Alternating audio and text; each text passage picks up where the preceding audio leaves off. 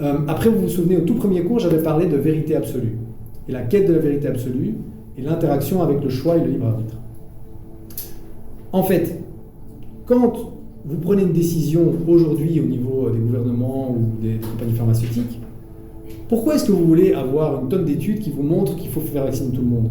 Parce que s'il y a des effets secondaires, vous en lavez les mains, ce n'est pas votre responsabilité. Vous avez fait, vous avez agi en fonction de des meilleures données ou faits, etc., du moment.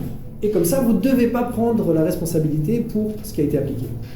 Après, il faut aussi se mettre dans des expériences de pensée où on se met à la place d'un gouvernement et de la réaction des citoyens, de l'interaction avec les médias et de notre soif pour les scandales.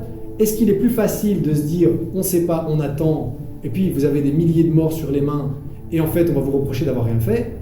Ou est-ce que vous vous agitez dans tous les sens, vous êtes semblant de faire plein de trucs, il y a quand même des milliers de morts, mais au moins vous avez dit oui, on a fait tout ce qu'on a pu. Et donc c'est ça aussi le problème, c'est qu'en fait, même nous, on utilise les gouvernements comme des boucs émissaires pour les faire payer pour tout ce qui se passe. Et puis finalement, après, on se plaint qu'eux agissent d'une façon où ils restreignent nos libertés et qu'ils agissent comme ça. C'est aussi parce qu'ils savent quelque part que les gens vont leur reprocher plus de ne pas avoir fait quelque chose que d'avoir fait quelque chose, qu'ils se mettent en branle et il s'agit de toutes les façons possibles et imaginables pour dire « voyez, on a tout essayé », plutôt que de dire « on ne sait pas ».